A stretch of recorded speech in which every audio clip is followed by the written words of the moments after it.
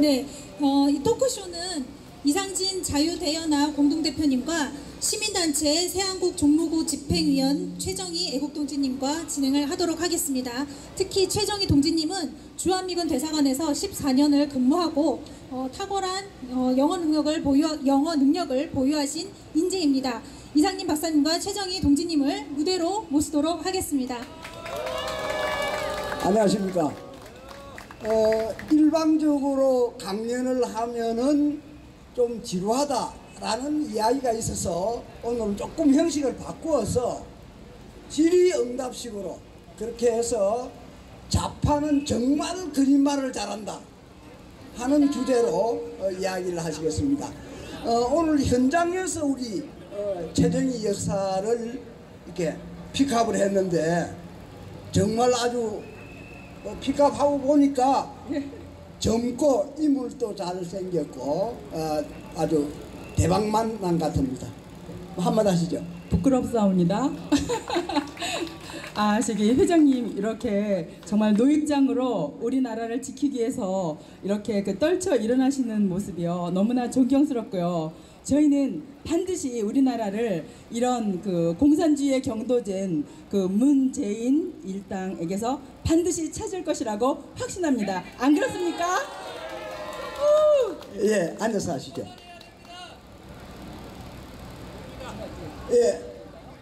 그러면은 우리 이제 최 여사가 질문을 하면은 제가 단답 형식으로 그렇게 짧게 답변을 하도록 하겠습니다. 네, 요새 언론들이 좌파 언론들 때문에 많은 대한민국 청년과 국민들이 지금 속고 있는데요. 특히 청년들이요 문재인의 실정을 하나하나 보면서 청년들이 우리 애국 진영으로 넘어오고 있습니다. 이 청년들이 꼭 알아야 될 질문들을 제가 청년들을 위해서 여러분들과 함께 회장님께 질문을 올리겠습니다. 첫 번째, 북한은 완전히 실패한 집단인데요. 이 북한을 따르는 종북, 좌익들이 왜 진보라고 불립니까?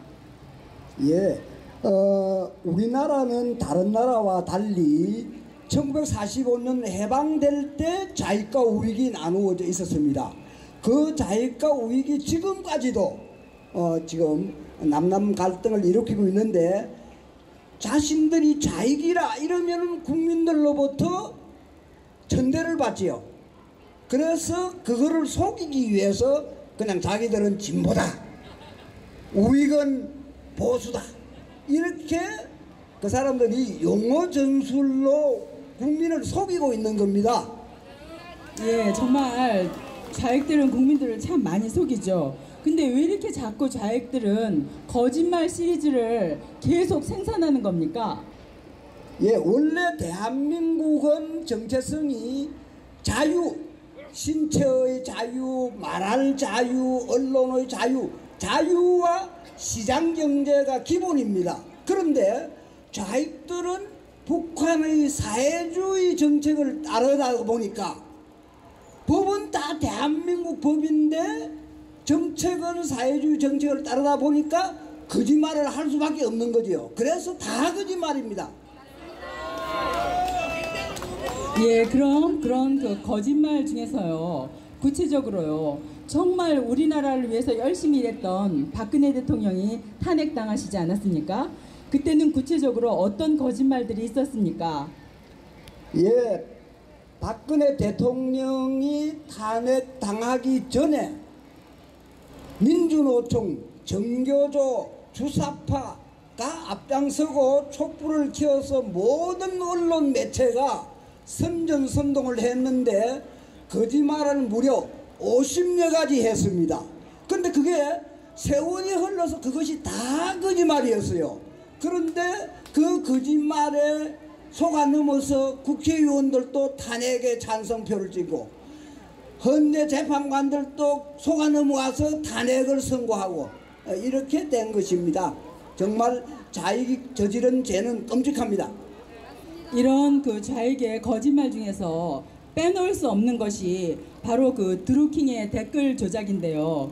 이 드루킹의 댓글 조작 때문에 우리가 지금 문재인 정권 아래에서 지금 살고 있는데요. 이 드루킹의 그 댓글 조작하고 우리 국정원의 그 댓글 공작하고는 어떤 것이 다릅니까? 예, 단순하게 드루킹 댓글이 뭐 김경수하고 관계 있다 그런 정도가 아니고, 우리가 그동안에 국정원에서 했던 댓글은 대한민국을 음해하는 그런 어떤 세력에 대해서 대한민국을 보호하는 차원에서, 당연히 국정원의 임무지요. 그런 차원에서 댓글을 행사한 거고, 드루킹이 한 댓글은 국민을 속여서 그것을 가지고 지지율을 호도하고 자기들이 정권을 탈취하는 수단으로 했으니까, 이거는 최순실이가 한 국정농단보다도 한 1000배, 10,000배쯤 나쁜 그런 국정농단입니다. 그러니까 그 국정원의 댓글 공작은 우리 자유 대한민국을 지키기 위한 댓글이었고, 그 다음에 그 드루킹의 댓글은 문재인을 대통령으로 띄우기 위해서 온 국민을 속이는 댓글이었네요. 예, 그렇습니다. 그리고 또 하나 궁금한 게 있습니다. 지금 이 바로 세월호 텐트 앞에도 그 5.18에 대해서 거짓말을 하고 있는 그런 그 무리들이 있는데요. 5.18 유공자들이 많은 혜택을 받고 있잖아요. 우선 이분들의 명단은 왜 공개를 안 하는 겁니까? 예, 5.18이 지금 세상에 알려지기로 민주화 운동이 아니고 북한 특수군이 개입된 폭동이었다, 다 알려져 있죠. 그런데도 그게 민주화라고 우기면서 그 유공자가 5,700여 명이 됩니다. 그 혜택이 어마어마해요. 그런데 그거를 밝히는 순간에 유공자는 다 공적이 있게 마련인데, 공적이 다 거짓이란 게 탄로나는 거지요. 네, 거짓이. 유공자의 공적이 거짓으로 탄로나면 결국 5.18이 민주화 운동이 아니고 폭동이었다 하는 것이 밝혀지는 것이 두렵기 때문에 그 사람들은 절대로 유공자 명단을 공개하지 않고 있는 겁니다. 예. 폭동이 밝혀질까봐 명단을 발표하지 않는 거군요. 그리고 또 문재인 정부가 그 계속 청년들을 속였던 것 중에 하나가 그 공무원들을 그 증원해서 그 청년 실업을 그 줄이겠다 이렇게 얘기했는데, 이게 말이 되는 얘기일까요?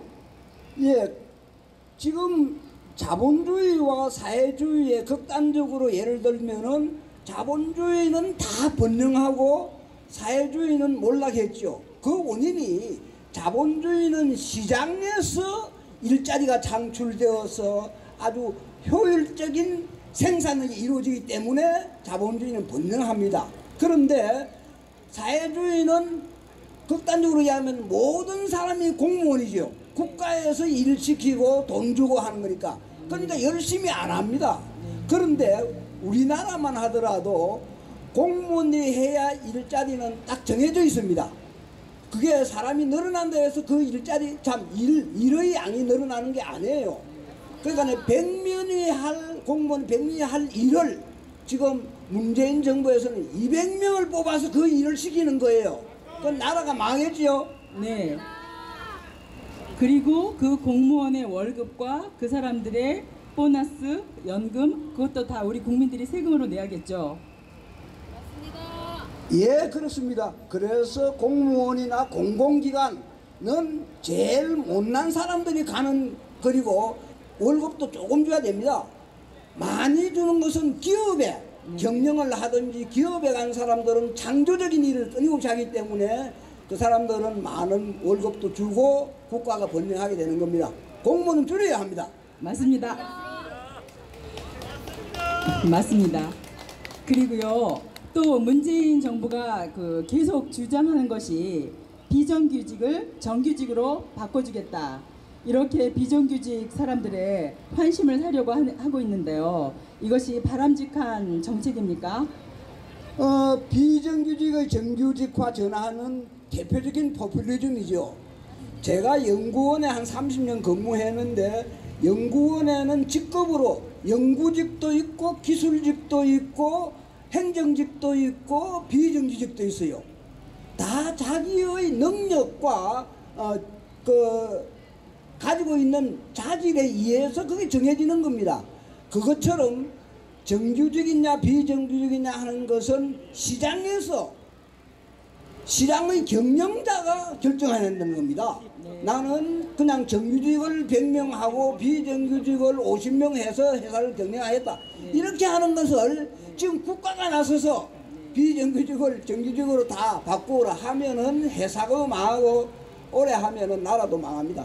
예, 기업인의 경영권을 국가가 간섭하는 참으로 답답한 정책이군요.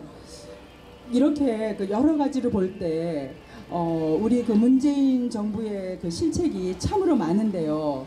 왜 우리 언론에서는 문재인 정부에 대한 지지율이 70%다, 심지어는 80%다 이렇게 얘기하고 있는 이유는 뭘까요? 이게 제가 사실 여러분에게 오랫동안 이야기하고 싶은 건데 오늘 찬스가 왔습니다. 자, 이 그림을 한번 보시죠. 멀어서 잘 안 보이기는 하지만은 이 그림이 보통 고등학교 수학책에 나오는 정규분포라는 겁니다.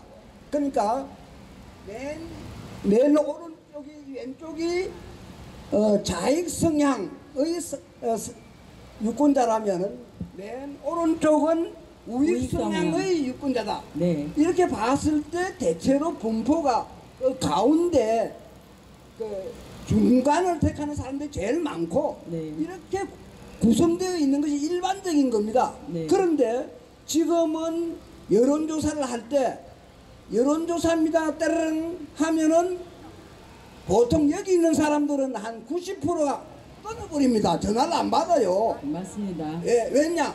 지금 현재 이 좌익정권이 워낙 거짓말을 많이 하고 식상하기 때문에 아예 응답 자체를 안 해요. 그런데 좌익들은 자기들 이야기이기 때문에 열심히 응답을 합니다.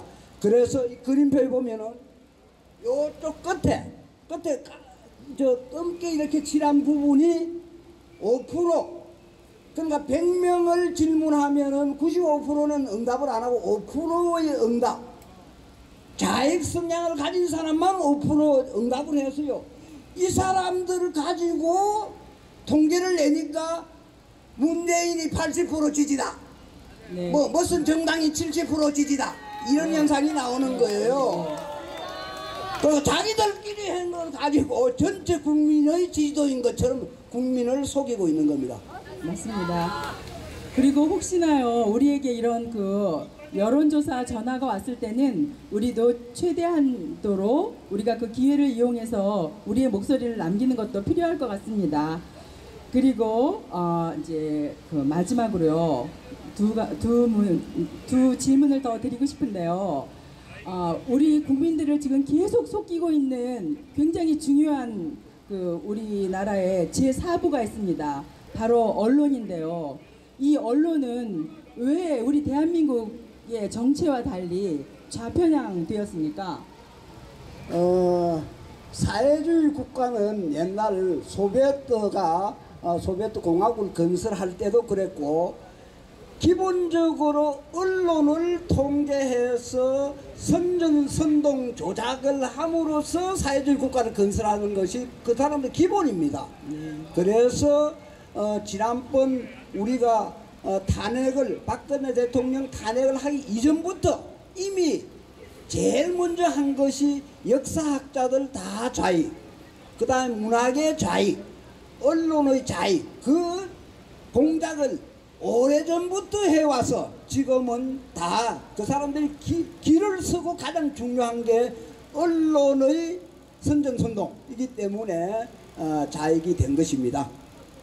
예, 그리고 회장님의 말씀을 듣다 보니까요 정말 좌익의 폐해가 너무나 심한데요.